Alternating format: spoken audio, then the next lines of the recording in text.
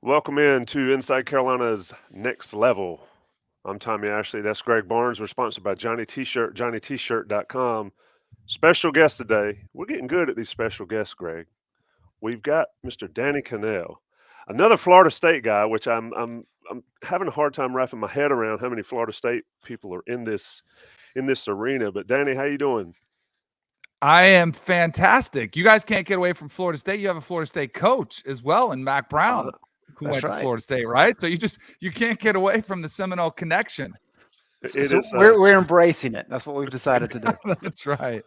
We'll just hug everybody from. In fact, I wish I was in South Florida. In Florida right now, it's a little chilly up here in North Carolina. But Danny, we talked a couple weeks ago about getting you on the show to talk about Drake Maye and the Heisman Trophy and all that. Of course, Saturday's events in Chapel Hill have sort of dampened that a little bit. But I feel like there's still a lot to talk about here. So let's discuss your thoughts on Drake and his play. Clearly, Saturday was an outlier. But just overall thoughts on what you've seen from him. I mean, he's been fantastic for the most part. He's been phenomenal. I've had a man crush of sorts on Drake Maye since I watched the App State game in week 2, I think it was. And I've been very protective of it because I feel like you guys might have been ahead of the game, but I feel like I was one of the first that was starting to like profess my love for him early. So I feel like there's a like I found him, I discovered him. I'm sure you guys were all over him, but then you start like becoming, all right, am I going to be right on my take? Because after the App State game, I was like, hey, Drake Maye kid is special. I think he's going to be an upgrade from Sam Howell. And you're like, whoa, Sam Howell is one of the most prolific passers in Carolina history. Like, really? We're going to say that already after just a couple games? But when you watch the film, like, and you start to see the progressions and just the natural pocket presence, the athleticism, you're like, man, this is special. But then you want to back it up. And all he did all season long was continue to back up that take that he was an upgrade and that he was something special. Then I'm getting more aggressive in my takes, like, hey, he's going to be a number 1 overall pick one day. And it keeps going and he keeps like backing it up. And then you're like, he should win the Heisman Trophy. And then he starts adding statistics to the mix, which is unfortunately what it's taken or what it took for the country to recognize that what he was doing was statistically he was leading the country with CJ Stroud, who's in the Heisman mix with touchdown passes. So people were starting to take notice. And then the thing that probably was the most impressive, and unfortunately the thing that, might be his downfall as far as the Heisman Trophy goes, is he hadn't made many freshman mistakes, if any, at all, and hadn't had a bad game. And then unfortunately what we saw, and clearly it's not his fault, but the bad game happens, has a couple, a boneheaded interception that kind of, turns the tide, and it's a game of momentum. Georgia Tech has more belief. And then, that happens, which I don't think derails anything long-term. I'm not backing off or unwavering in my support for Drake Maye, but unfortunately it might have cost him a Heisman Trophy. Yeah, it was interesting. Jason Staples, another Florida State guy, did a scouting report of Drake over the summer. And he said in there, and I could quote it if I could find it, but he's going to contend for all ACC honors this year. And he Wow. will be an upgrade on Sam Howell this year. And folks had the same Well, he approach was that you first. did. I have to give him credit then. He was on it. Yeah. Props to him. But he will freely admit he had no idea it was going to be this good. But what did you see? Clearly, when he's playing for North Carolina, we can talk about the defense, and we have. But the things he's done, Danny, he's had to do for Carolina to win games. How much pressure is that on a quarterback? You've been there. So that was the one thing that I was trying to point out to, my followers on social media, like just to college football fans, because I felt like he was flying under the radar and I didn't think he was getting the credit he deserved. And statistics are one thing, but achieving those statistics while you're in these high stress possessions is a totally different story. And not to knock him, but that's the one thing that's been unfortunate is the last couple weeks. Like, if you promote one player for Heisman, it's like, let's denigrate the other player. And I don't like doing that, but I think you can kind of compare what's happened across the board.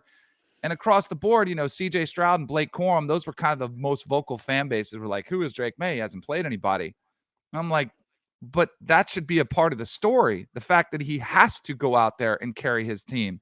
And if CJ Stroud wasn't at Ohio State, they'd probably still be undefeated. And if Blake Corum wasn't at Michigan, they'd probably be undefeated because they're blowing out opponents routinely, and they're not. And then the fans were like, well, they're not getting to finish games. And I'm like, that's precisely my point. Drake Maye is playing in the fourth quarter, trailing like he was again against Georgia Tech and needing to make a big play.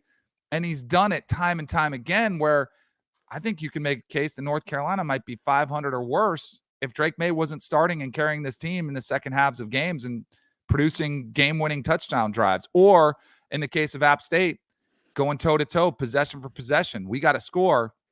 And what you said there, Tommy, is so true. Like, that impacts the amount of stress that's on you. And, that gets to a lot of players where they'll panic or they'll make a bad throw in those clutch situations. But the one thing we've seen from Maye is that he's been confident all season long. He's been as cool as a cucumber, and he's delivered almost every single time. And that was the one thing that was really tough to watch, because I do think if Josh Downs catches that pass, again, there's 900 plus Heisman voters. I don't think they were watching that game tightly. If you just see North Carolina one loss and you look at the statistics at the end of the year, you might have overlooked his worst game of the year because they won. If Josh Downs makes that catch and North Carolina goes on to win in an ugly performance, he probably still is at least in a better, more contending spot for the Heisman. But because it was dropped, and you feel devastated for Downs. I mean, he's one of the best receivers that in UNC history. You feel devastated for him. And if you said, let's dial it up again, who would you want to catch this pass? You would say him. But unfortunately, that play is going to be significant for multiple reasons. UNC's playoff hopes, UNC's just the Heisman Trophy. It was devastating. Danny, so North Carolina still has another week of the regular season with NC State this week, ACC championship game. But I know the votes for the Heisman have to be in, I guess, the day after the ACC championship games, maybe 2 days after. So not ready to say Drake Maye's out of it, but he's pretty close. So the ultimate consolation prize, however, would be a spot on the stage in New York. North Carolina last had a finalist for the Heisman Trophy way back in 1949 with Charlie Choo-Choo Justice. So 73 years is a long time. Heisman has been inviting 4 people to the ceremony for the last couple of years. And when you kind of look at the list, obviously CJ Stroud is probably atop the list. Caleb Williams has really come on strong. I'd probably pick him right now, to be honest with you. But those 2 guys have to be your front runners. Corum's injured. We'll have to see if he's able to come back. Hendon Hooker's out for the year with the ACL, which is terrible news. Hate to see those level of players get hurt.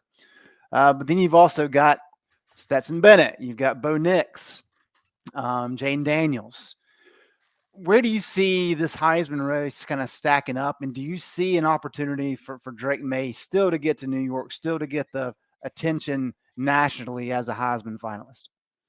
I do, and I hope he does. I don't think it's going to be easy. I mean, I don't know about you guys, because, I root for Florida State, but I also root for Carolina. I was talking to Tommy early before we came on the show about my sister went there. We have some fun stories we can get to a little bit later. But I love the campus, love everything about the school, love Mac Brown, who I worked with, and was recruited by. So I want them to do well, and I like it. So I would love to see it happen. But I don't know about you guys. I'm worried about NC State before we get to Clemson. And it's because the defense is so shaky. It's like you just can't trust any game to be like, all right, you're the favorite. You're supposed to go out there and win.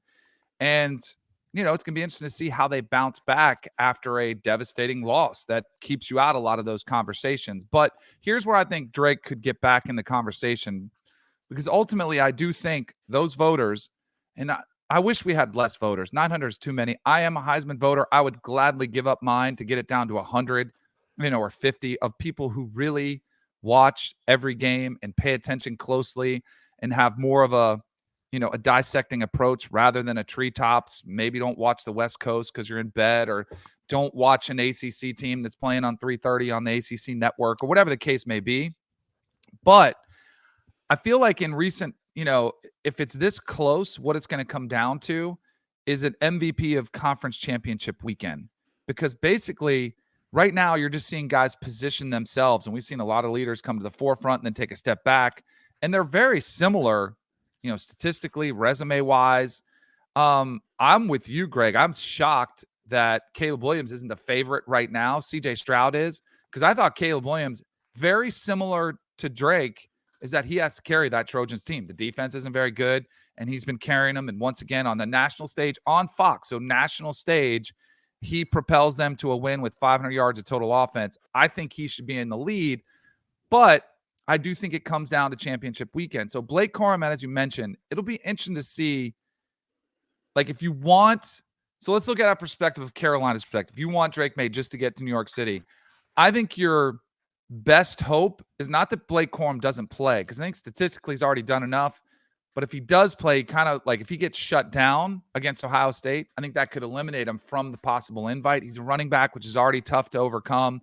But he could cement himself as a legit candidate if he goes off against Michigan. CJ Stroud, same thing. So like one of those two scenarios could unfold where CJ Stroud either has a rough game, plays himself out of it, or he lights him up and he, kind of puts his stamp on there. So I do think one invite or potentially winner is going to come from that Ohio State Michigan game. Caleb Williams has a tough game this weekend against USC before the Pac-12 championship. If they stumble or he struggles, they lose one of those, that could knock him down. That's why this Heisman is wide open. I think the path is pretty clear that the way for Drake to get to New York, beating NC State, rivalry game, it's on ABC, so it's a national stage. Statistically, you almost feel like if they win, he has to have a big game. He'll be in that conversation again. And then if he pulls up the upset of the year, beating Clemson, then I think he's a lock to go to New York. But that's going to be a monumental task. I mean, you got to ask the defense to get off the field, which Clemson's been playing a lot better. That's very much in doubt if they can do that. So I think he still can get to New York. I mean, it's going to be an uphill battle. And shoot, he might put up – I think he could still go if they win against NC State and give Clemson a handful, and he's the reason they're giving Clemson a handful. Yeah, it's interesting. USC and Notre Dame. I watched this weekend. I watched that. I mentioned to you texting before the show. I watched Caleb Williams against UCLA, and if I had a vote, he'd be number one. He's my vote. Like you're not supposed to say, but like if there was a vote today, I would put Caleb Williams in as the number one. I think he's earned it to this spot, and that was like before this week. I was pounding the table for Drake Maye, but I think you got to go with Caleb Williams from that. And it's a collection of performances, and I think it matters too. Similar to Drake's game against Notre Dame, where he had 5 touchdowns. Like you got to look at, did the team lose because of you? When USC lost to Utah by 1 point, Caleb Williams had one of his better games too. Like it wasn't his fault. It was, again, the defense's fault. Yeah, and back in the day when they had 5 invites, I think he gets there. But to your point, I think he's got to put up big numbers against NC State. And that's going to be a tall task because NC State's defense is as good as anybody's they've played. They have some issues. And then Clemson, Clemson's the bear in the room. Everybody says the elephant in the room. Well, I guess that's Clemson for the ACC. Mm-hmm. But let me ask you, being a Heisman voter, and this is something that I don't think people, especially people for schools like North Carolina, understand, is the process that the voters go through watching. You got 900 people, like you said. They're not watching all the games. It's kind of like the pollsters. They don't watch every game all the time. What is sort of your process? And I know you're a football guy and a hardcore football guy, and the Cover 3 podcast is fantastic when you're putting up with those guys over there. but one your of process too. Yeah, absolutely. I don't know if you tell it sometimes, but when you are evaluating all these guys, I mean, if you look at former Heisman winners, they're all from the big schools, most of them. Lamar Jackson being an exception recently. We're beyond the freshman can't win it deal with Jameis and Manziel several years ago. But your evaluation when you're looking at games and then sort of tilt it towards Drake Maye. So we've kind of covered it a little bit in the conversation up to this point. And I would say for me, my frustration is the very casual, and I wouldn't even say casual college football fan. I mean, it's not that hard to get a vote. Like, I'll give you some names that I'm not like, and you see them all the time on First Take. Like Stephen A. Smith could have a vote. I don't think he does. Mad Dog Ruth, I'm on the Mad Dog, sport on Sirius. I'm on Mad Dog on that show. I have a show on that station. Doggy, I think he's had a vote. He watches a game, the biggest game probably, and that's about it. Like, he's not watching the way that we watch, which is I'll watch college football from noon until about 1:30 a.m. until the late game, and I'll have multiple screens up. And if I miss a game, I'll go watch it Sunday to make sure I see exactly what happened and what transpired in the critical, situations.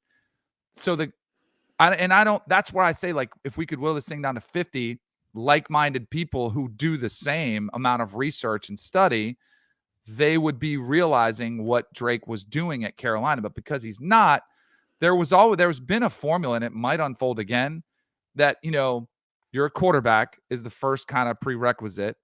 Now, you've had a couple running backs here and there we had a receiver not that long ago from Alabama, but it's been a quarterback with gaudy stats from a team that's contending for the national championship, and that's been a formula that's been pretty consistent. And it might be again with Caleb Williams, with CJ Stroud, with some of the Max Duggan might play himself into it if he plays late as well. And I always look at it like, well, is that all it is? Is it just a big branded, because it's easier to win at those schools. You have more talent than everybody else. College football is about talent acquisition. So when you're Stetson Bennett, not to knock Stetson, he's been great for Georgia, but when you're playing with that defense on the other side of the ball, if you throw 2 interceptions, no one's going to notice because the other team isn't scoring, so you can go out there, you can throw a couple picks. It doesn't matter. If you're Caleb Williams, you're throwing to Jordan Addison, who was the Blitnikoff Award winner the year before, and you're handing off to Travis Dye, who was an all Pac-12 player, and you got to, you have more talent around you every single time you take the field. Same thing at Alabama, a Bama quarterback. You have the best offensive line, the best receivers, and the best running back that you can hand off to.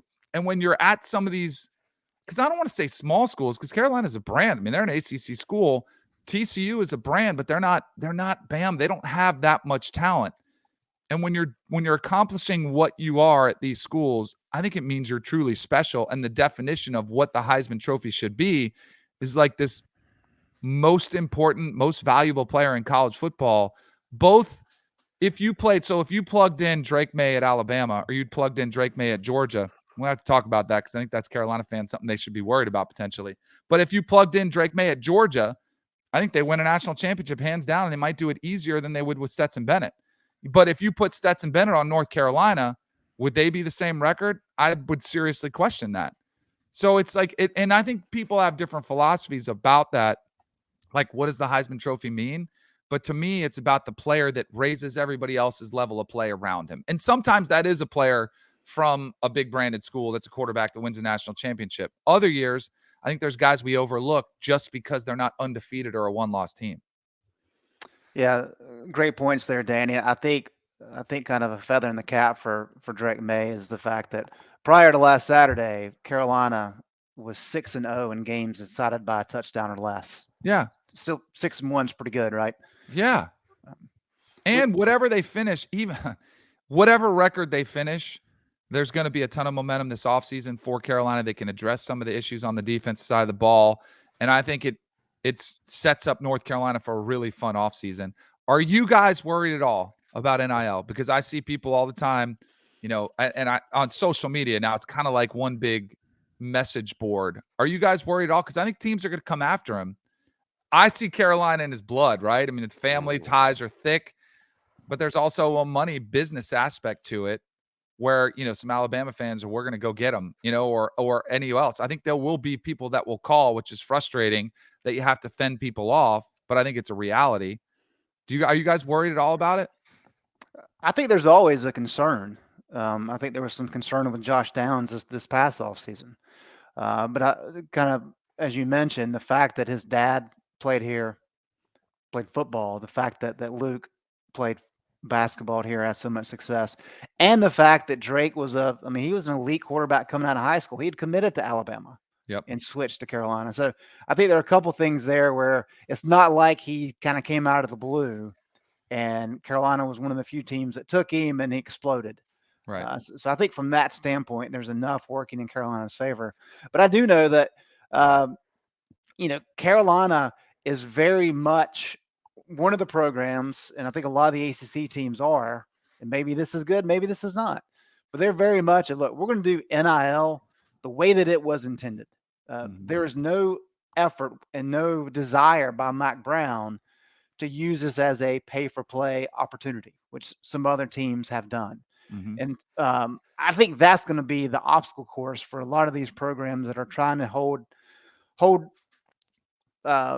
stand pat with the whole NIL of, look, come to us, we're going to set up some deals, some endorsement deals, all those kind of things. Whereas, not to name names, but we know there's some schools in the SEC are like, look, come play for us, we'll pay you, we'll make it look however it needs to look. And that's, granted, that's been going on for a long time. Now it's just kind of more out in the open. Right. But I think with NIL, that's still more of an issue than it has been in recent years, and something North Carolina will have to navigate, especially as they continue to stack talent and have some guys showcase their talents on the national stage. And they can reward Drake handsomely for what he's done, building a brand and becoming one of the better quarterbacks in the country. So he can get, it's just wondering, because you don't want to get into a bidding war with some of these schools that are crazy. And I think that's where I think, as long as he's like taken care of, which I will think he will be by Carolina's, collective NIL group, whatever they can pull together for him, I think it'll be fine. And I think he doesn't want to just chase a quick payday to go win a national championship at a Bama or a Georgia, whatever schools would come after him. Because there'll be multiple schools that'll come after him. I think he would potentially play for a little bit less at Carolina because he wants to do something special at Carolina, which they're on their way to doing, I think. Yeah, and the other aspect of it too is he's a year away from being eligible for the NFL draft. Right. So you're just kind of projecting ahead. If you're talking about he's going to be a top 10 pick in 2024, how much of a desire is there to bounce around? Yeah. Correct. Yep. So that's part of it. We joked earlier about kind of the Florida State ties, Danny. Bobby Bowden said a long time ago when Mack Brown was here first time that Carolina was a sleeping giant. You played for Bobby. You obviously played for one of the top dynasties of the modern era of college football. Mack's in year 4 in his second stint here in Chapel Hill. Been some up and downs. Of course, they went to the Orange Bowl 2020, and then they followed up with a losing record last year after being top 10 in the preseason. They've kind of bounced back this year. Just from your perspective, having played for such an elite program and having covered college football the way that you have, how do you see this program's trajectory? Where do you think they need to get better? And is there anything that kind of sticks out as a red flag at all? I think the area to get better is pretty clear, right? It's the defensive side of the ball. And Mack Brown did try to address that by getting Gene Chizik, to come out of the television studio to come address those issues.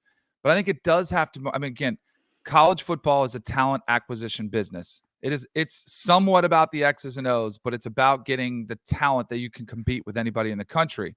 The offensive side, they've done that. And now I think they'll address the defensive side of the ball, and they'll shore up some of those issues as well, because Mack is one of the best recruiters out there in NIL environment or without it. His ability to attract top quality talent is evident, and there's a long, track record of him being able to do that. So I think they'll be okay there. Playing for Coach Bowden, that was one of his. Coach Bowden was one of the best recruiters known. He was always and he recruited the moms. Which that's the secret that's the secret sauce. Is if you can get mom to buy in, the kid's probably going to end up going there. So there were a lot of similarities there. I think the one thing that is a hurdle that I don't want to feel like I'm criticizing UNC, but I think it's a reality, is the perception that it's a basketball school. That Mark Stoops got in that with John Calipari this offseason, right? Because Coach Cal said we're a basketball school. You saw that contention. I think that's always going to be a challenge because of Carolina's rich basketball tradition that you just have to kind of overcome. Now, I was recruited by Carolina. My sister played tennis there. The reason my sister went to Carolina is because I went to Carolina basketball camp while she was in high school for about 4 or 5 years in a row. I would go there, stay at Granville Towers. We played at the Dean Dome, which was awesome. We do some drills there. I was a massive Carolina fan. So my sister, as part of that, she went to Chapel Hill one summer. I was like, oh, this campus is beautiful. So she ended up going and playing tennis there. I was I don't want to say dead set, but I wanted to go to Carolina and play basketball and baseball. Those were the two sports I wanted to play because I didn't start playing football till my junior year of high school. So I wasn't even considering football. Then football came into the mix, still had Carolina on the radar, and they were good, but they weren't great. And so I sat down with Mac, loved him. He was talking about recruiting your parents. He was saying all the right things. But then, like, when you start dissecting in it, I was like, I knew I was the type of quarterback that needed talent around me. Like, I needed top-tier talent around me, and I was afforded the opportunity to go to one of those schools. So I could go to Florida State, who was perennially top 10, knocking on the door of their first national title. And, oh, by the way, there was NFL talent all around the place. So I could hand off to Warwick Dunn. I could throw to some amazing receivers. I could have a defense that had Derek Brooks, Hall of Famer on there. So that was a part of the decision for me was, man, if I go to Carolina, am I going to get killed? Am I going to get knocked around? Can I lift that program? And as a player who'd only played 2 years of high school, I wasn't that confident. I was like, I need some support around me. Some talent around me that's going to make my job a little bit easier. But I think now that, and this is one of the advantages of the NIL era, is I do think the stranglehold that some of those teams that have been cheating at the top, paying players for a long time, I think they're starting to lose some of that. They're losing that ability to amass all this talent because there's other schools that can make a pretty nice offer.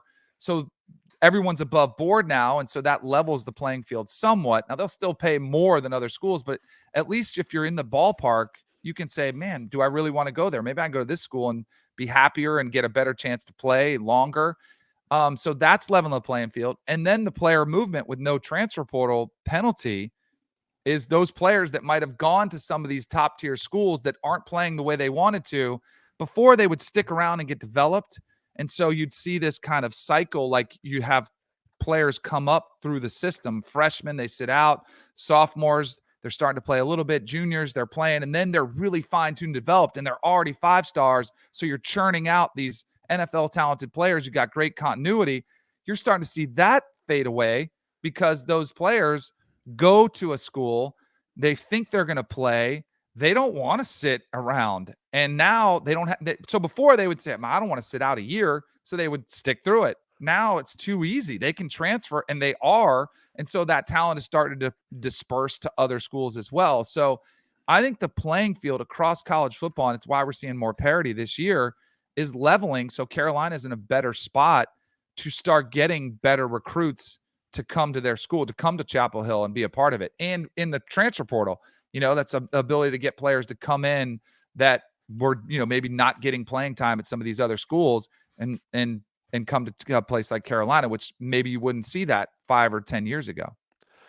Yeah, you covered a lot there, and I was going to go to the transfer portal. Let me ask you about player development, and I don't want to keep you too long this morning, but player development, how important is that when you're looking at programs? That has been valid, invalid criticism at Carolina at times, especially on the defensive end, defensive side of it.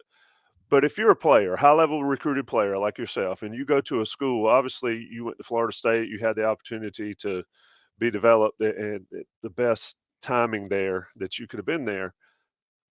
How important is that for these guys? Or is it like you mentioned, I think I should be playing, I'm just going to go somewhere else where I can play, and player development be damned with it? Where's your take there? Oh, I think player development is what separates the good coaches from the great coaches. Because I think good coaches can go out and get anybody they want. They can recruit, they can get the player there. But it's what do you do with them? And you can have a good program, but how do you get to be a great program is once you take that really good talent and you develop and you turn it into great talent. So there is and I'm glad you brought that up because I don't want to diminish, and that's how Nick Saban has a dynasty, because he is an outstanding recruiter and Bama's been able to amass the best talent in the country. But then you combine that with Nick Saban's ability to create a staff which develops that talent, and then you've got a dynasty. Like, that's the perfect recipe that you could have. But player development is clearly something that I think the smarter players, the players that I would want if I was a coach that was recruiting, is somebody who wants to be taught, who's willing to put in the work. And that's something I talked with a lot with Mike Norvell, the head coach at Florida State, because it wasn't easy at first and they weren't getting the top tier recruits. And his first year was COVID and they had a lot of issues. Their recruiting classes weren't in the top 15, which was a rarity for Florida State. And I remember talking to Mike Norvell about it, and he was like, we don't want those guys. I am telling our players that I'm recruiting that we are going to have a process, that we are building something, and it's not going to be easy. It's going to take hard work, and it's going to take a lot of repetition, and it might take some losing some games. We will get better. We will get you there, but you have to buy into it. And I thought that straightforward message did two things. One, it helped weed out a lot of the guys who would say, well, they don't respond to that messaging. Well, good. I wouldn't want those players that are that, I wouldn't want those players coming to my school. It also weeded out a lot of players that he didn't recruit that were on the team. And I think you're seeing the Miami Hurricanes deal with that right now. Mario takes over. All of a sudden the season doesn't turn out the way you want. You got some bad apples. He's got to weed those out because he wants to clear up scholarships for the players that do. But I think player development is essential especially at a place like Carolina. If you want to start winning ACC championships and contending for them, you've got to maximize, because as good a recruiter as Mac Brown is, some things are never going to change. I don't think you're going to see UNC as a top 5 recruiting class. Top 15, absolutely. Georgia, Ohio State, Bama, USC, like the usual suspects, Notre Dame, they're going to own those top 5 recruiting classes. But once you get the recruiting, the player development, then I think that's when you could have a special type year. And if you have a special quarterback, which is why Carolina's even thinking about a special type year, is because they have a special QB who has been developed to play the way he is. And Phil Longo's done an outstanding job. One of the reasons he's in the Broyles Award running and very deserving candidate is because of the job they've done getting Drake Maye up to speed and playing at such a high level. And we've seen that on the offensive side of the ball. Now we need to see it on the defense side of the ball. And then you could, have a more complete team and a better chance of winning the ACC. Yeah, Danny, Mac made the point when he took the job a couple years ago that he wanted to run basically what Lincoln Riley was running at the time in Oklahoma, and that's what Longo has done. I want to get your take on the conversation and the merits of it, that when you run an offense like Lincoln Riley does and that Phil Longo does, or maybe even more of a traditional air raid like a Mike Leach or Josh Heupel. Exactly, that crowd. Yeah. When you're that explosive offensively, is that a detriment to your defense, and does that limit how good your defense can be? I don't think so at all. We used to have this at Florida State because we had a great defense, so it probably didn't matter. But we were running the up tempo. We were running the fast break offense because Charlie was a basketball player, so they nicknamed it the fast break offense. And then I came in, and thankfully they kept doing it because I was worried they'd go back to more traditional offense, but we kept doing it. And they started tracking our scoring drives, and it was 3 plays, 1 minute, 17 seconds. It was quick scoring drives. And they were like, is this a bad thing? Never apologize for putting points on the board, right? No matter how long it takes. And I think that's a little bit unfounded. I do think there are times in the game where there should be continuity between like game awareness. When should we try to change tempos, dial it back a little bit, maybe give our defense more of a break? And that to me is something where the head coach can step in, talk with the offensive coordinator, and especially if like you just have to have that feel for the ebbs and flows of the games. But I think it does come down to a lot of those schools that we mentioned have offensive-minded coaches. Where do you think the priority is in recruiting? It's on the offensive side of the ball. I think that is something that goes under the radar because you only have a certain amount of scholarships, right? Offensive-minded coach, you want to make sure you've got great receivers, great running back, great quarterback. So you're spending a lot more of your scholarship equity on that side of the ball. I think that's one of the kind of underlying issues a lot of times under the radar is that you're not spending it because those coaches are directing the recruiting, operation, and maybe you overlook some of the deficiencies on the defensive side of the ball. And that was something Lincoln Riley said at Oklahoma because he was starting to realize, man, those SEC defensive linemen are different. We need to try to get some of those defensive linemen. And it was a little bit that was after they had been to the playoffs and lost like 2 or 3 times. And then he's like, oh, okay, now he should have addressed that right away, but he wanted to make sure they could have all the offensive pieces, so it's human nature because you're going to take care of what you prioritize. And I think that's the issue that comes in. But like in game, I think there should be an awareness, but I would never apologize for having a prolific offense that's scoring and scoring fast, right? That doesn't make much sense. Yeah, Carolina struggled a little bit trying to slow it down at times. Right. The It's too good. But let me, and this is Danny Kanell, Cover 3 podcast, Greg Barnes, Tommy Ashley here on Next Level. Last question for you, Danny. I'm going to open it up and let you tell us a story from maybe your recruiting days, your Carolina basketball camp days, wherever you want to go with it before we get out of here. All right. I'll go. I get asked all the time, what was your hardest hit that you ever got? Like, and I played in the NFL for 7 years, and I played, against Ray Lewis. I played against Warren Sapp. I played against a lot of great players when I was, throughout my career. And my answer is always pretty easy with where I go. So my freshman year, we did this thing called the Kentucky Derby offense. Oh, no, it wasn't. It was not the Kentucky Derby. Charlie Ward was the starting quarterback, but he was playing awful. So I would get thrust in there. And I was a true freshman who had only played 2 years of high school football. So I was not ready. I remember thinking, no, Charlie, don't throw an interception. I'm going to have to go in there. So I go in there. We're playing in Tallahassee freshman year against North Carolina. And I go in, and I'm like 2 series. The first series I go in, we go down, we hit a field goal. Like I start moving the ball. So I'm starting to feel pretty good, but I'm still nervous. Then it's the series before the half, and we're playing against Carolina with Mac Brown. And Coach Bowden calls this rollout where I'm rolling to my left, and we're trying to throw a comeback and go. And it's a bomb. Like you gotta throw it far down the field, like 50 yards in the air.